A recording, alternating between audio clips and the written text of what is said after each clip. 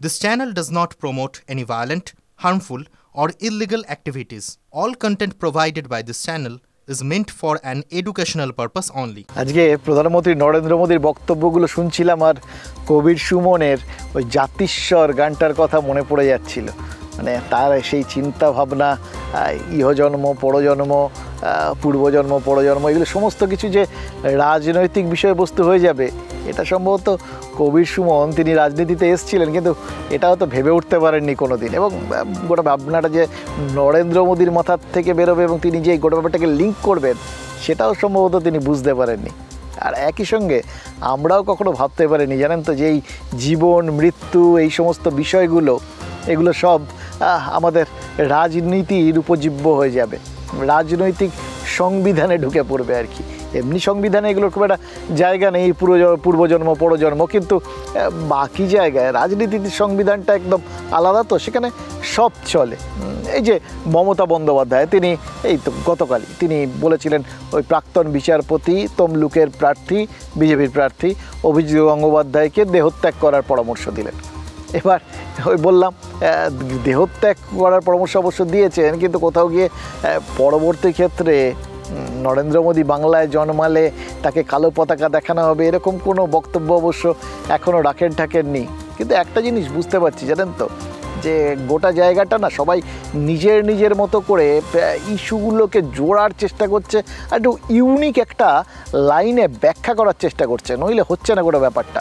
এবং সেই জন্যেই এই যে ধরুন যখন এই বিষয়গুলো উঠছে, যখন তৃণমূল এবং তৃণমূল নেত্রী বা প্রধানমন্ত্রী তারা একে অপরের দিকে একটু শাটল ওয়েতে, মানে সূক্ষ্মভাবে লোকে যাতে সরাসরি বুঝতে না পারে এইভাবে বিভিন্ন রকম বক্তব্যগুলো রাখছেন, তখন সিপিআইএমের মতো দল তারা আবার খুব সরাসরি বলছে যে লেনদেনের মতো করে তার নিজেদের তত্ত্ব আর কি, তাদের সেটিং তত্ত্ব অনুযায়ী তারা বলছে যে এখান থেকে মমতা বন্দ্যোপাধ্যায় শিল্প গুজরাটে পাঠিয়ে দিয়েছেন, তার বদলে তিনি এখন 100 দিনের কাজের টাকাটা আনতে চাইছেন, তাদের কাছে টাকা চাইছেন, সাহায্য চাইছেন।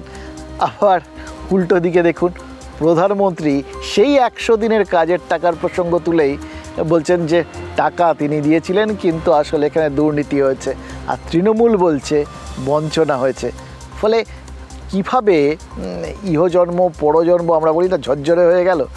আমাদের সিরিয়াসলি এই রাজনৈতিক তরজায় এবং রাজনৈতিক ইস্যুর ওভারল্যাপিংয়ে এবং নিজের মতো করে বিভিন্ন দলের ব্যাখ্যা করায় একদম পুরো ঝরঝরে হয়ে গেছে। मैं केंद्र से बंगाल के विकास के लिए यहाँ की सरकार को जो पैसा भेजता हूँ वो टीएमसी के नेता मंत्री तोलाबाज मिलकर खा जाते हैं। जो योजनाएं मैं सीधे लागू करने की कोशिश करता हूँ उसे भी टीएमसी सरकार रोक देती है। इन्होंने बंगाल के लोगों को 5 लाख रुपए तक के मुफ्त इलाज देने वाली हमारी आयुष्मान योजना को रोक रखा है। 100 দিনের কাজের টাকা দিয়েছিল, 3 বছর দেয়নি। 100 দিনের কাজের টাকা আমরা দিয়েছি, তাই বিজেপিকে একটাও ভোট নয়। মনে রাখবেন, 100 দিনের কাজ যাতে সেন্ট্রালের কাছে আমরা ক্ষমা চাইবো না, মাথা নত করবো না, কোনো দুর্নীতি নেই, মিথ্যে কথা, এটা বিজেপির প্ল্যান। দেখুন, এই যে সাম্প্রতিককালের ঘটনা বলি, সেটা আপনি এই শিক্ষকদের বরখাস্ত হওয়াই হন আদালতের নির্দেশে, বা এই সন্দেশখালিতে এই বিস্ফোরক অস্ত্রশস্ত্র উদ্ধার এটাই হোক, এই কোনোটাই যে শাসক দলের জন্য খুব স্বস্তির বিষয় এরকম তো না, বরং অস্বস্তির বিষয়ই বটে। এবার এটা দেখে সবাই ভাবতেই পারেন যে এটা তো একটু বেকায়দায় পড়ছে শাসক দল। শাসক দলও কি সেটা জানে না? তাদের জন্য কি অস্বস্তি কিছু কম পড়িয়াছে? কিন্তু সেই জায়গাটাতেই তারা না মোহাম্মদ আলীর স্ট্র্যাটেজি নিয়েছে। আমি যা দেখছি, জানেন তো, মোহাম্মদ আলীকে জানেন তো, বিশ্ববিখ্যাত বক্সার, তিনি একটা ওরকম করতেন, যখন ক্রমাগত প্রতিপক্ষ তাকে মারতো, তিনি মার খেতে খেতে ওই রিংয়ের দড়িটার ওপর কোথাও গিয়ে চিৎপাত হয়ে পড়ে থাকতেন, তারপর সেই দড়িকে ঝটকা দিয়েই আবার সামনে ছিটকে গিয়ে প্রতিপক্ষকে নকআউট করে দিতেন। অর্থাৎ নিজের দুর্বলতাকেই নিজের শক্তি বানিয়ে নিতেন। আমাদের শাসক দল মানে তৃণমূলও কিন্তু সেটাই করছে। প্রত্যেকটা পদে দেখতে পাচ্ছি, জানেন তো। দেখুন, খেয়াল করে দেখুন, তাদের বিরুদ্ধে 100 দিনের কাজের টাকায় নয়ছয় করার অভিযোগ উঠেছে। তারা কি বলল? কেন্দ্রীয় বঞ্চনা।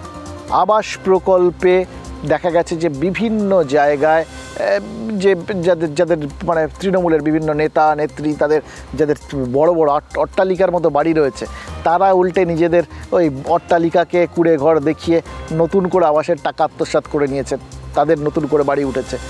এবার এইগুলো নিয়ে যখন অভিযোগ উঠলো, যখন সেটাকে নিয়ে কেন্দ্র প্রশ্ন তুলে টাকা পাঠানো বন্ধ করলো, আবার তারা বললেন বঞ্চনা। এবং শুধু বললেন না, আরও এক ধাপ এগিয়ে গিয়ে তারা নিজের থেকে টাকা দিয়ে দিচ্ছেন। ভোটের আগে এই বিষয়টা শুরু করে দিলেন। কে যে শিক্ষকদের চাকরি গেল, এত নিয়োগ দুর্নীতির কারণে আদালত এতজনের চাকরি খেয়ে নিল, কিন্তু সেই জায়গাটাতে ব্যাখ্যা করে দেওয়া হলো কি না, এটা আসলে ওই আদালতের ওপরেও, আদালতের মধ্যেও নিরপেক্ষতার অভাব, কোথাও উদ্দেশ্য প্রণোদিত কোনো সিদ্ধান্ত বা রায়, এবং তার পেছনেও বিজেপি রয়েছে। মানুষ খেকো বাঘ, বাঘ মানুষ খায়। কিন্তু কখনো শুনেছেন মানুষ চাকরি খেকো মানুষ?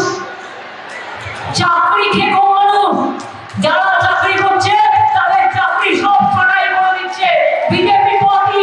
মনে রাখবেন, এদের মতো পার্টি একটাও সারা পৃথিবীতে নেই। অত্যাচারী, অনাচারী, দুরাচারী, ব্যভিচারী, স্বৈরাচারী। মুখ্যমন্ত্রীকে আমি তো আর বাংলা খেকো বা এরকম কোনো কথা বলবো না, কারণ উনি পশ্চিমবাংলার অভিভাবিকা। কিন্তু উনি নিজে আয়নার সামনে দাঁড়িয়ে দেখুন যে এসএসসি ছিল চাকরি দেওয়া সংগঠন, সততা স্বচ্ছতা কোনোদিন কখনো প্রশ্ন কেউ করতে পারেনি।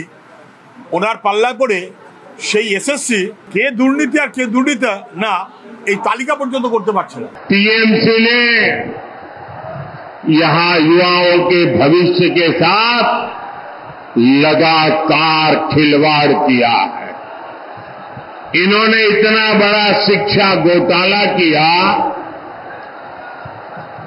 26,000 परिवारों की रोजी रोटी ठप हो गई और कर्ज लेकर के पैसे लाकर के जो टीएमसी वालों को दिए थे वो बोझ भी इन हमारे गरीब बंधु बहन के सर पे मर गया।